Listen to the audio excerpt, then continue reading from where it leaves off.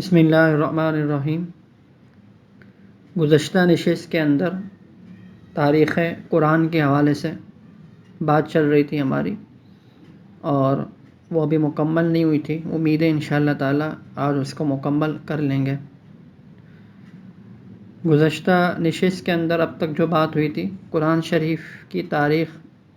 کے حوالے سے 2 مرحلے ہو گئے تھے۔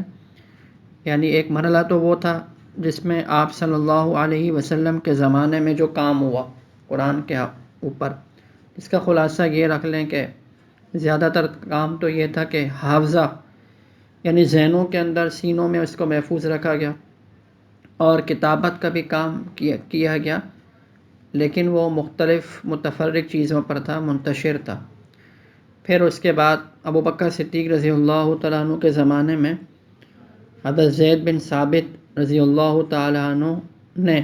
ان کے حکم پر، اور عمر رضی اللہ تعالیٰ عنہ کی بھی رائے شامل تھی، تو باقاعدہ انہوں نے محنت سے، اور جو پوری اس کی ایک ترتیب تھی جو پچھلے نشست کے اندر بتائی تھی، اس کے ساتھ انہوں نے بہت احتیاط کر کے کاغذ کے صحیفوں پر اس کو جو ہے وہ مرتب کیا تھا،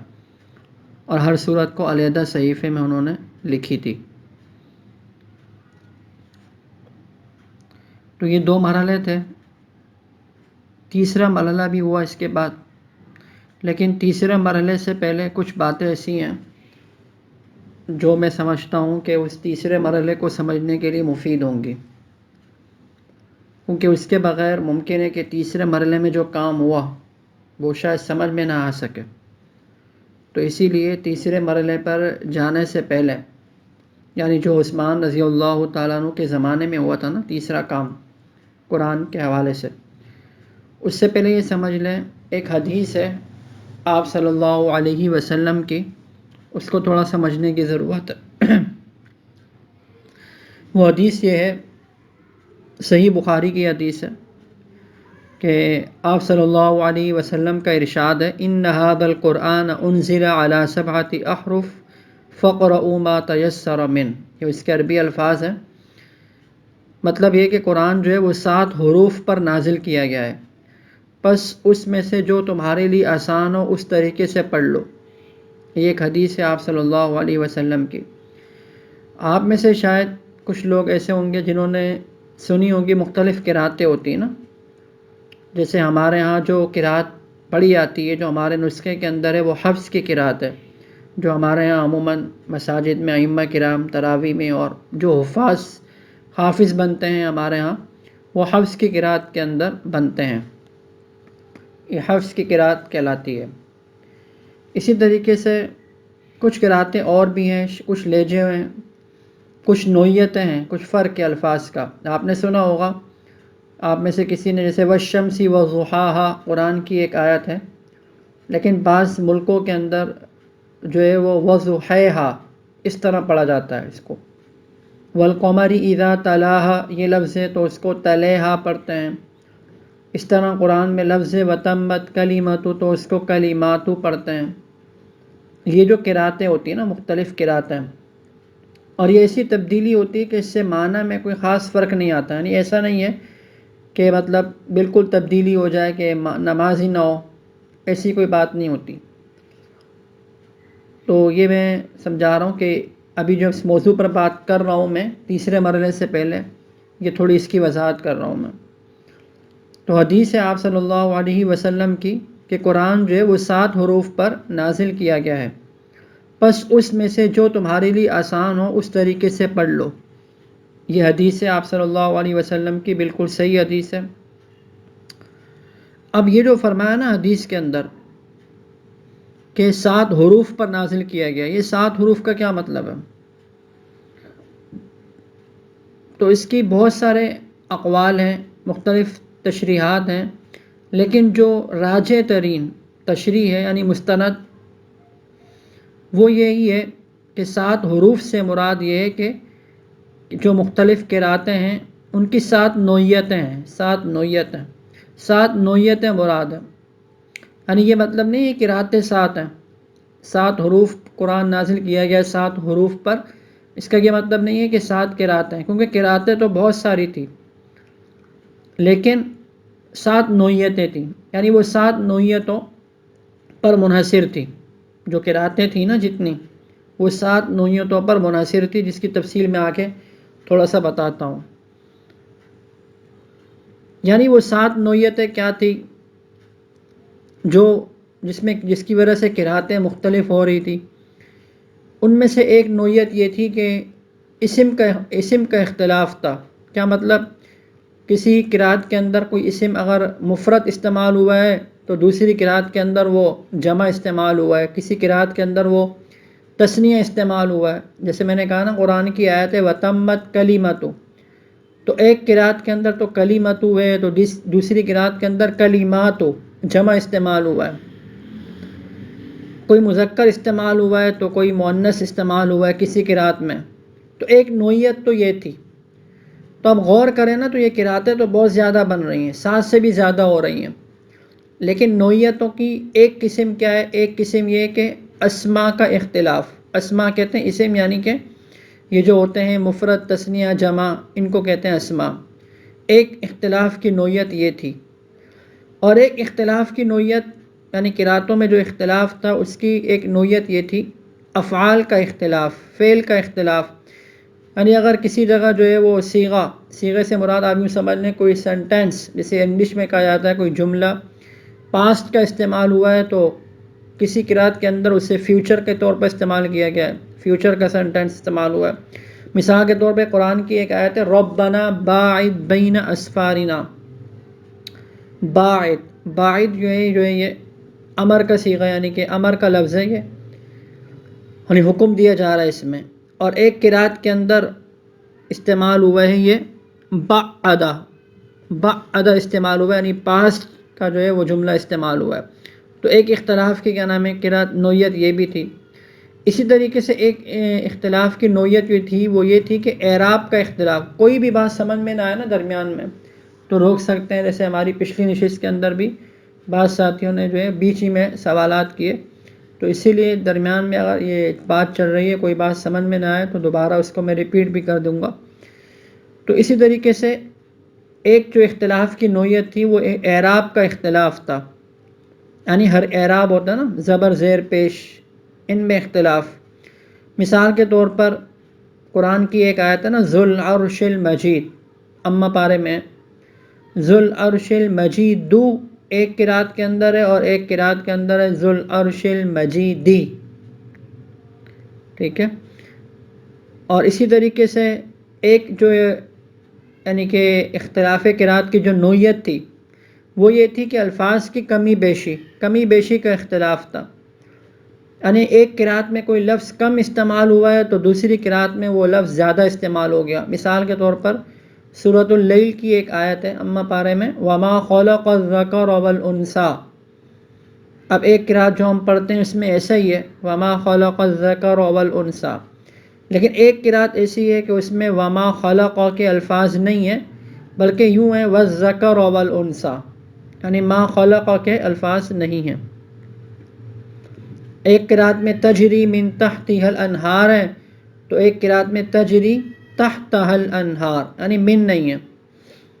اسی طریقے سے اختلاف کی ایک نوعیت یہ تھی کہ ایک لفظ کسی قرات کے اندر پہلے ہے، دوسری قرات میں وہ لفظ بعد میں ہے۔ مثال کے طور پر قرآن کی ایک آیت ہے 26ویں پارے میں وجاءت سکرۃ الموت بالحق۔ موتی بالحق، پہلے موت کا لفظ آ رہا ہے، پھر اس کے بعد بالحق کا لفظ آ رہا ہے۔ اب ایک قرات کے اندر یوں ہے جاءت سکرۃ الحق بالموت، یعنی پہلے حق کا لفظ آ گیا اور پھر موت کا لفظ آ گیا۔ اسی طریقے سے ایک نوعیت کیا تھی کہ ایک قرات میں ایک لفظ ہے اور دوسری قرات میں اس کی جگہ دوسرا لفظ استعمال ہو گیا۔ مثال کے طور پر ایک قرات کے اندر لفظ فتبینوا، اور دوسری قرات کے اندر لفظ استعمال ہو گیا فتثبتوا۔ ایک قرات کے اندر لفظ استعمال ہوا طلحن ہا کے ساتھ، دوسری قرات میں استعمال ہو گیا طلعن عین کے ساتھ۔ ایک قرات میں استعمال ہوا ننشزوہا، تو دوسری میں استعمال ہو گیا ننشروہا، یہ استعمال ہو گیا اس طرح۔ اسی طریقے سے جی پوچھئے۔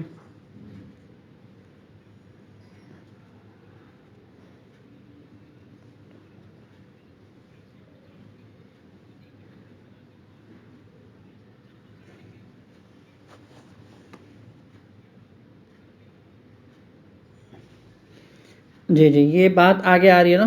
تو میں اس تک جاؤں گا، صحیح ہے نا؟ یعنی یہ ایسا کیوں ہوا، یعنی یہ کیوں ہو رہا ہے اس طرح کے مختلف قراتیں کیسے ہوئیں، اور کیا نزول کے وقت بھی ایسا تھا؟ تو اس طرح میں جاؤں گا۔ تو ابھی نوعیتیں ہماری چل رہی تھی نا، ٹھیک ہے، یعنی کہ 6 نوعیتیں میں نے بیان کر دی اب تک۔ ایک آخری نوعیت یہ تھی لہجوں کا اختلاف تھا، کہ مثال کے طور پر اگر کسی قرات کے اندر مد استعمال ہوا ہے تو تجوید کی مختلف ہوتی ہیں نا صورتیں، آپ لوگوں نے میں شاید کسی نے پڑھی ہوں یا نہ پڑھی ہوں، یہ کہیں کسے امالہ کہتے ہیں، ترقیق کہتے ہیں، تفخیم ہوتی ہے، مد ہوتا ہے، ادغام ہوتا ہے، اظہار ہوتا ہے، یہ تجوید کی کچھ اصطلاحات ہیں۔ تو ان میں اختلاف تھا۔ مثال کے طور پہ جیسے میں نے موسیٰ ہے نا قرآن میں لفظ موسیٰ، اب ہم اس طرح ہی پڑھتے ہیں نا موسیٰ کو، قرآن میں بھی اس طرح لکھا ہوا ہوتا ہے۔ اب ایک قرات میں اس کو امالہ کے ساتھ ہے اور اسے یوں پڑھا جاتا ہے موسیٰ، موسیٰ پڑھا جاتا ہے۔ تو یہ بھی کیا ہے، لہجوں کا کیا ہو گیا، یہ اختلاف ہو گیا۔ جیسے کہ والقمر اذا تلاہا کی جگہ تلیہا، یعنی اس طرح جو اس کو پڑھا گیا۔ تو یہ مختلف نوعیتیں تھیں، یعنی کہ جس کی وجہ سے قراتیں بہت زیادہ ہو گئی، یعنی قراتیں ایسا نہیں کہ 7 قراتیں بلکہ 7 سے بھی زیادہ ہو گئی ہیں۔ تو یہ جو حدیث میں فرمایا جا رہا ہے نا کہ قرآن کو نازل کیا گیا ہے 7 حروف پر، تو 7 حروف سے مراد 7 نوعیتیں مراد ہیں، اور وہ 7 نوعیتیں میں نے آپ کو مختلف انداز سے اس کو بیان کر دیا کہ وہ کیا کیا نوعیتیں تھیں۔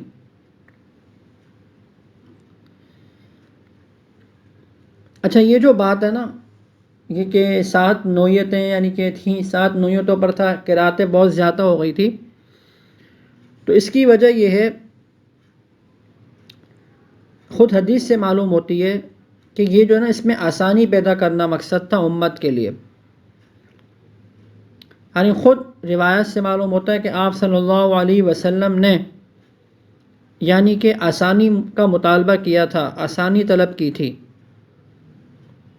کیونکہ آپ صلی اللہ علیہ وسلم جو ہے نا ایک امی تھے، اور اسی طریقے سے ایسی قوم کی طرف آپ مبعوث ہوئے جو کہ ان پڑھ تھی اور امی لوگ تھی، اس میں ہر طرح کے افراد تھے۔ اب کچھ لوگ ایسے بھی تھے کہ جن سے حروف صحیح نکلتے تھے، کہ جن سے حروف بعضوں سے صحیح نہیں نکلتے تھے، جیسے کہ ہوتا ہے نا اکثر بوڑھے لوگ ہوتے ہیں یا بوڑھی عورتیں ہوتی ہیں یا ان پڑھ لوگ ہوتے ہیں، تو ان کی زبان پر ایک لفظ ایک طریقے سے چڑھ جاتا ہے، تو اس لیے تاکہ قرآن کے نزول کا زمانہ تھا نا وہ، تاکہ لوگوں کے لیے آسانیاں ہوں، تو اسی وجہ سے مطلب آپ صلی اللہ علیہ وسلم نے یہ آسانی طلب فرمائی کہ کوئی اگر اس طرح نہیں پڑھ سکتا تو دوسرے طریقے سے جو ہے وہ پڑھ لے۔ کسی سے اگر مفرد کا صیغہ استعمال کرنا مشکل لگ رہا ہے اس کو، تو وہ جمع کے صیغے کے ساتھ پڑھ لے۔ کسی کے لیے کلیمتو بولنا مشکل لگ رہا ہے تو کلیماتو پڑھ لے، یعنی کسی کے لیے اگر ایک لہجے کا طریقہ مشکل لگ رہا ہے تو وہ دوسرا اختیار کر لے۔ تو یہ آسانیاں جو ہیں وہ کیا ہے، مطلوب تھی۔ جیسے کہ ایک روایت میں بھی آتا ہے کہ آپ صلی اللہ علیہ وسلم کی جو ملاقات ہے مروہ کے پتھروں کے قریب حضرت جبرائیل علیہ السلام سے ہوئی، تو آپ صلی اللہ علیہ وسلم نے حضرت جبرائیل علیہ السلام سے فرمایا کہ میں ایک ان پڑھ امت کی طرف بھیجا گیا ہوں، جس میں جو ہے بوڑھے بھی ہیں، مطلب ایسے لوگ ہیں جو کہ پڑھے لکھے نہیں ہیں، زیادہ جانتے نہیں ہیں، اور عمر رسیدہ بوڑھیاں بھی ہیں، بچے بھی ہیں۔ تو حضرت جبرائیل علیہ السلام نے فرمایا کہ ان کو حکم دیجئے کہ وہ قرآن کو 7 حروف پر پڑھیں، یعنی قرآن کو 7 حروف پر پڑھیں۔ تو اس طرح جو ہے یہ سلسلہ مطلب شروع ہوا۔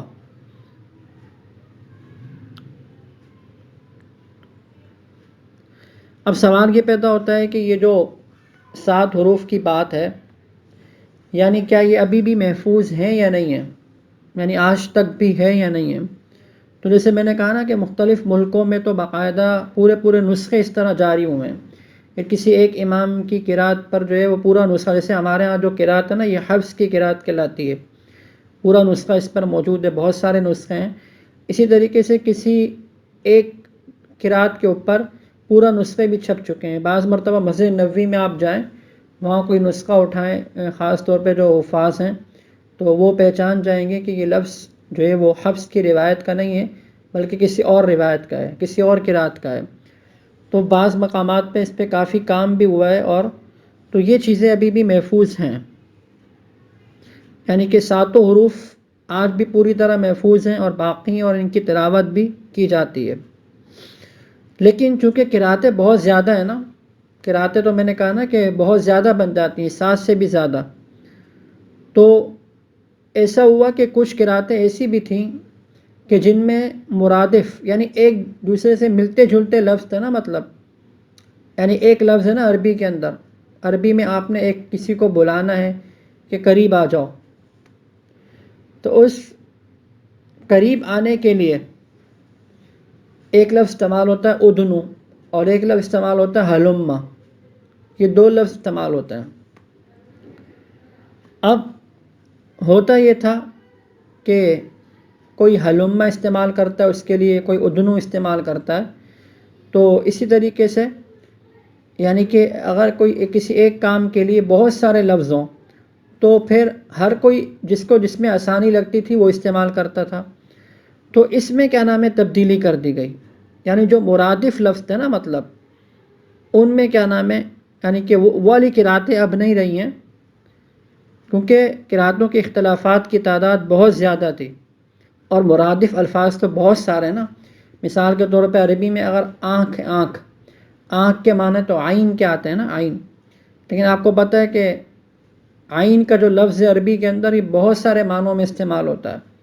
تو مرادف جو الفاظ ہوتے ہیں نا ان کی بہت زیادہ کثرت تھی۔ مرادف کا مطلب آپ سمجھ گئے ہوں گے کہ کسی چیز کو بلانا ہو یا پکارنا ہو تو اس کے لیے 2 3 4 الفاظ ہوتے تھے۔ تو اس طرح کی جو قرأتیں تھیں نا، مطلب کیونکہ مقصد تو سہولت تھا نا اس وقت، اور لوگ قرآن کے جب عادی ہو گئے اور جب وہ سمجھ گئے تو پھر مطلب وہ ختم کر دی گئی صورتیں، یعنی کہ جیسے روایت میں بھی آتا ہے نا کہ جب جبرائیل علیہ السلام سے آپ صلی اللہ علیہ وسلم نے جو آخری دور کیا تھا، آخری دور، تو اس میں بہت ساری قرأتیں منسوخ کر دی گئی تھیں، اور لیکن اس وقت جتنی قرأتیں باقی تھیں وہ ساری کی ساری آج بھی تواتر کے ساتھ چلی آ رہی ہیں اور ان کی باقاعدہ تلاوت بھی ہوتی ہے۔ تو اس طریقے سے مطلب یہ سلسلہ ہوا۔ تو یہ جو میں نے بات بتائی ہے اس کا خلاصہ کیا نکلا، یہ جو اتنی تفصیل کے ساتھ میں نے بات بیان کی ہے، یعنی اس سے یہ بات معلوم ہو گئی کہ آپ صلی اللہ علیہ وسلم نے اللہ تعالیٰ سے فرمائش کی تھی امت کی آسانی کی خاطر کہ قرآن کی جو تلاوت ہے اس کو ایک طریقے پر منحصر نہ رکھا جائے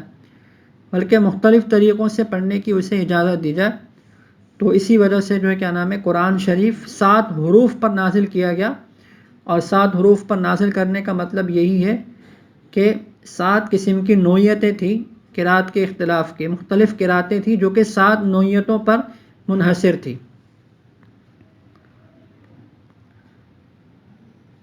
اسی طریقے سے جو مرادف وغیرہ تھے جیسے میں نے بتایا کہ وہ پھر یعنی والی قرأتیں منسوخ کر دی گئیں،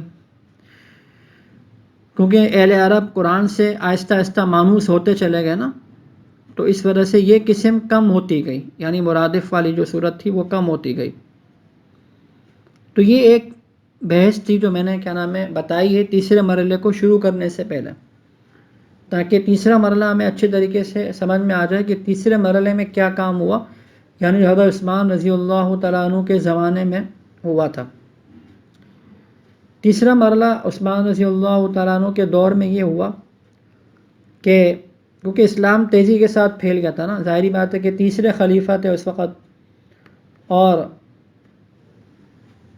باقی روم، ایران، سب جگہ دور دراز علاقوں تک کیا نام ہے اسلام جو وہ پہنچ چکا تھا۔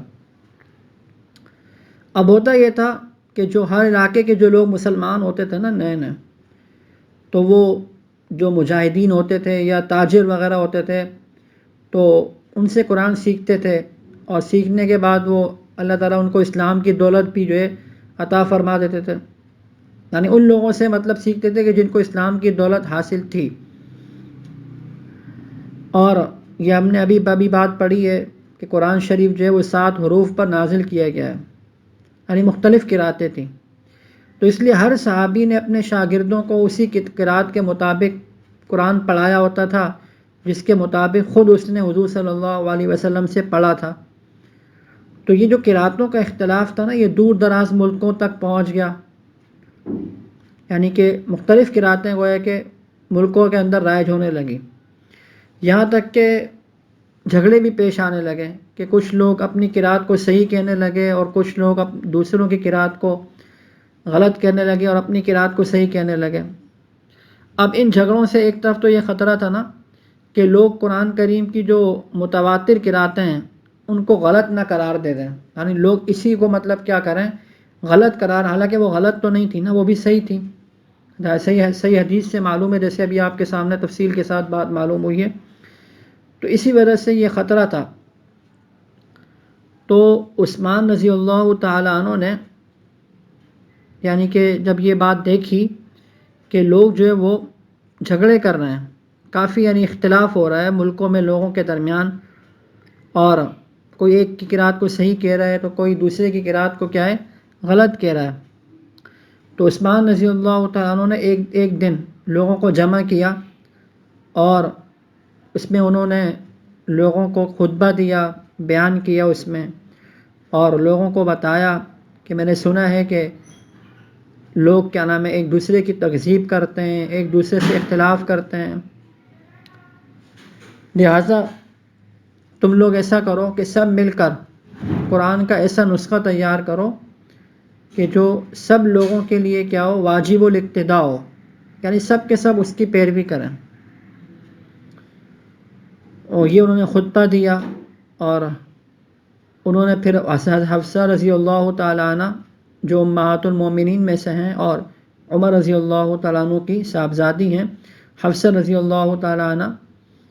کے پاس پیغام بھیجا کہ آپ کے پاس جو ہے ابو بکر صدیق رضی اللہ تعالیٰ عنہ کے زمانے کے جو بھی صحیفے ہیں وہ ہمارے پاس بھیج دیجئے، ہم ان کو جو ہے وہ اپنے مصاحف میں نقل کر کے آپ کو واپس کر دیں گے۔ تو حفصہ رضی اللہ تعالیٰ عنہ نے وہ صحیفے حضرت عثمان رضی اللہ تعالیٰ عنہ کے پاس بھیج دیے۔ عثمان رضی اللہ تعالیٰ عنہ کو جب وہ صحیفے حاصل ہو گئے تو انہوں نے صحابہ کرام کی 4 صحابہ کرام کی ایک جماعت بنائی۔ پہلے تو 4 صحابہ کی ایک جماعت بنائی جن میں حضرت زید بن ثابت، حضرت عبداللہ بن زبیر، سعید بن عاص اور حضرت عبد الرحمن بن حارث، یہ 4 صحابہ کرام تھے۔ ان کو حکم دیا گیا کہ ابو بکر رضی اللہ تعالیٰ عنہ کے صحیفوں سے نقل کر کے بہت سارے ایسے یعنی کہ مصاحف تیار کریں جن میں صورتیں بھی مرتب ہوں، جیسے پیچھے بات گزری نا دوسرے مرحلے میں کہ وہاں صورتیں کیا تھیں، الگ الگ صحیفوں میں تھی، مرتب نہیں تھی۔ اب 4 صحابہ تھا نا، ان 4 میں سے تو 3 تو ایسے تھے جو قریشی تھے، یعنی قریش قبیلے سے ان کا تعلق تھا، اور ایک جو صحابی تھے وہ حضرت زید، وہ انصاری تھے، اور باقی 3 جو ہے وہ قریشی تھے۔ تو عثمان رضی اللہ تعالیٰ عنہ نے یہ فرمایا کہ جب تمہارا اور زید کا یعنی قرآن کے کسی حصے میں اختلاف ہو تو یہ کون سا لفظ لکھا جائے، کس طرح لکھا جائے، کون سا لفظ کس طرح لکھا جائے، تو اسے قریش کی زبان کے مطابق لکھنا، اس لیے کہ قرآن کریم جو انہی کی زبان میں وہ نازل ہوا ہے، اصل جو نازل ہوا وہ قریش کی زبان میں نازل ہوا ہے، اس لیے تمہارا چاروں میں اگر اختلاف ہو جائے، ویسے تو 3 قریشی تھے اور ایک خالی انصاری تھے، تو فرمایا کہ تم جو ہے وہ پھر قریش کی زبان کے مطابق لکھنا۔ اب بنیادی طور پر تو یہ 4 صحابہ کرام کے کام سپرد کیا گیا، لیکن پھر اور بھی صحابہ کرام جو ہے وہ ساتھ مل گئے اور انہوں نے بھی مدد کی۔ بعض روایتوں سے معلوم ہوتا ہے کہ ان کی تعداد 12 تک پہنچ گئی، جیسے ابی بن کعب رضی اللہ تعالیٰ عنہ بھی تھے اور حضرت انس بن مالک، اور اس طرح کافی یعنی کہ 12 تک ان کی تعداد پہنچتی ہے۔ تو ان حضرات نے ایک الگ نسخہ جو ہے، ایک الگ مصحف جو ہے وہ تیار کیا، جس کی نوعیت یہ تھی کہ ایک تو صورتیں مرتب کی گئی، انہوں نے ہر صورت جو الگ الگ لکھی ہوئی تھی نا ابو بکر رضی اللہ تعالیٰ عنہ کے زمانے کے اندر جو دوسرے مرحلے میں کام ہوا تھا، انہوں نے تمام صورتوں کو ترتیب کے ساتھ ایک ہی مصحف میں لکھا.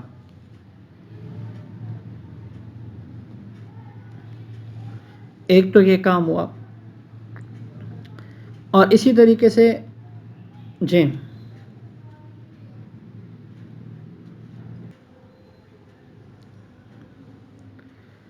تو ایک تو یہ کام ہوا تھا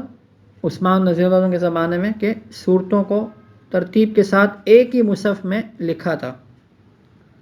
اور دوسرا وہی والا کام جس کے بارے میں نے پوری بحث کی شروع میں بتائی کہ رسم الخط میں جو مختلف قراتیں تھیں نا مطلب، تو انہوں نے ایسا یعنی کہ کام کیا کہ اس میں ساری قراتیں آ جائیں، یعنی تمام متواتر جتنی قراتیں نا سب کی سب آ جائیں. تو انہوں نے یہ کیا کہ اس پہ نقطے وغیرہ کچھ نہیں لگائے، نہ زبر زیر پیش، تاکہ جتنی قراتیں ہیں نا سب پڑھنے والے اس پر عمل کر سکیں. مثال کے طور پہ اگر نن شزوہا ہے اور نن شزوہا ہے، دو قراتیں ہیں، تو اس پر کوئی نقطے نہیں لگے، بغیر نقطوں کے اور بغیر زبر زیر پیش کے کچھ بھی نہیں، تاکہ جو نن شزوہا پڑھنا چاہے تو وہ پڑھ لے، اور جو نن شزوہا پڑھنا چاہے تو وہ پڑھ لے، کیونکہ دونوں قراتیں درست ہیں، دونوں میں کوئی ایسی بات نہیں ہے. تو بنیادی طور پر یہ کام جو ہے وہ کیے گئے. اور بھی مختلف کام تھے لیکن میں مختصراً بتا رہا ہوں کہ تاکہ ہم جو ہے اصل بات سمجھ جائیں. تو یہ کام ہوا عثمان رضی اللہ عنہ کے زمانے میں کہ مصحف، ایک ہی مصحف کے اندر تمام صورتیں جو ہیں وہ لکھی گئیں ترتیب کے ساتھ. ہاں ان میں یہ تھا کہ نقطے وغیرہ یہ چیزیں کچھ بھی نہیں تھی، کہ نہ زبر زیر پیش کچھ بھی نہیں تھا. یہ جو کام ہوا یہ آگے آئے گی، یعنی چوتھے مرحلہ، یہ تیسرا مرحلہ تھا کہ جس میں یہ سارے کام ہو گئے. اب چوتھا مرحلے میں کام کیا ہوا، یعنی نقطے وغیرہ کا کام ہوا، اسی طریقے سے زبر زیر پیش کا کام ہوا. یہ جو پارے ہم کہتے ہیں کہ پہلا پارا دوسرا پارا،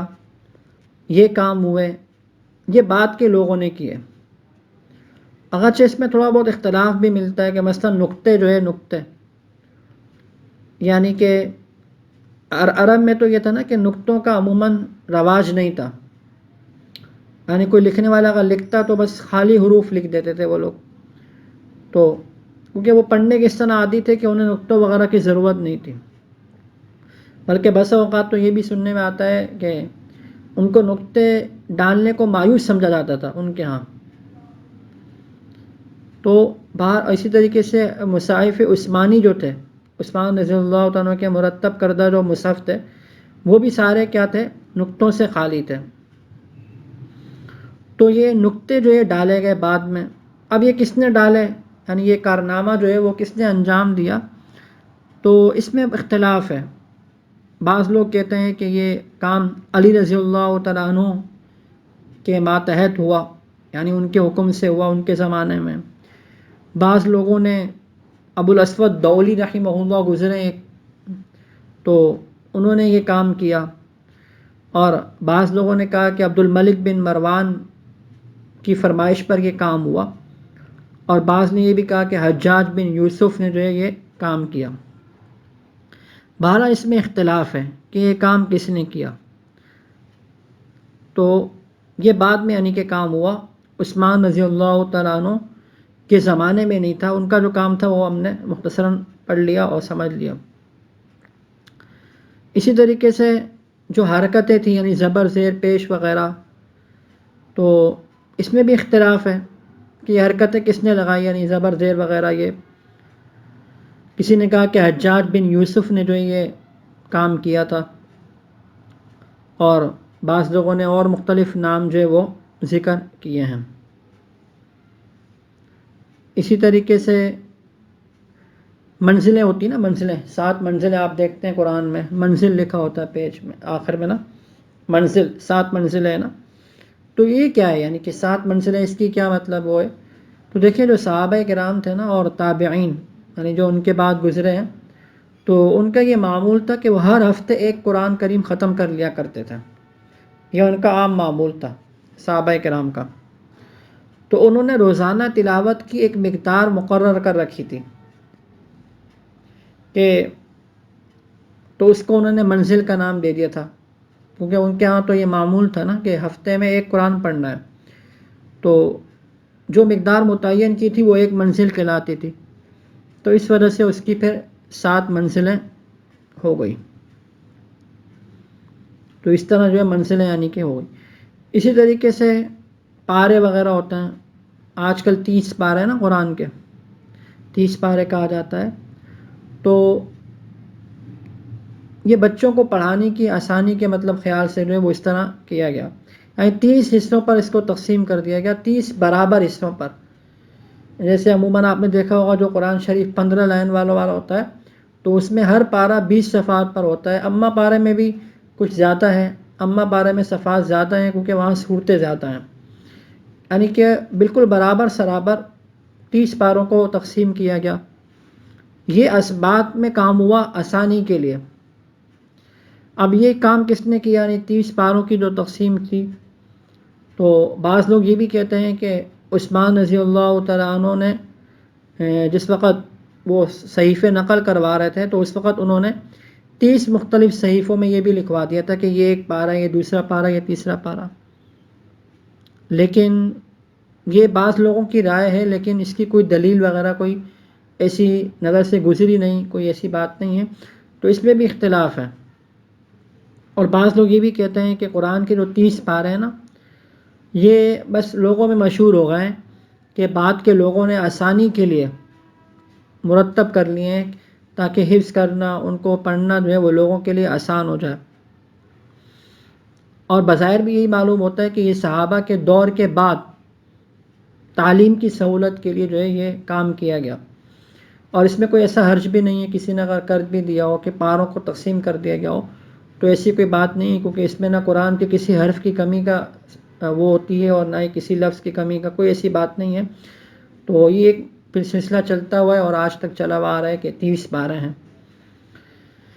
اسی طریقے سے رکوع ہے، مثلاً رکوع وغیرہ ہوتا ہے نا، رکوع کا آپ نے دیکھا ہوگا، رکوع کی علامت ہوتی ہے قرآن میں عین لکھا ہوتا ہے، تو یہ رکوع کا کیا مطلب ہوتا ہے، یعنی رکوع کا مطلب یہ ہوتا ہے کہ یہاں پر ایک بات پوری ہو گئی نا، یعنی سلسلہ جو ایک بات چل رہی تھی نا، مطلب یا کوئی واقعہ چل رہا تھا، بس اوقات وہ واقعہ ختم ہو جاتا ہے، یا واقعہ تو چل رہا ہوتا ہے لیکن ایک کلام کا سلسلہ ہے وہ ختم ہو جاتا ہے، تو وہاں رکوع کی علامت جو ہے وہ عین لگا دیتے ہیں۔ اب یہ رکوع کی تعداد کس نے لگائی، یعنی کہ عین وغیرہ، تو بعض لوگ یہ بھی کہتے ہیں کہ عثمان رضی اللہ تعالیٰ عنہ کے زمانے میں یہ کام بھی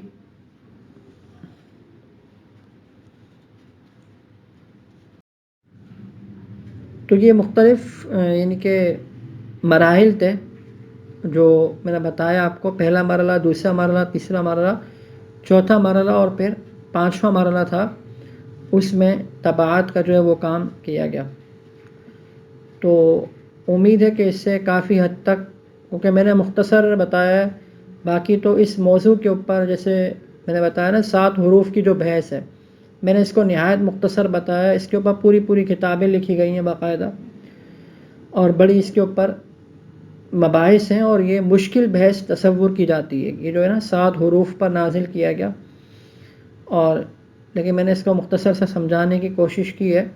اور جو تفصیلات میرے علم میں آئی وہ میں نے بتائی، تو میں سمجھتا ہوں کہ اس سے کافی حد تک ہمیں قرآن کی تاریخ کا علم ہو گیا ہوگا۔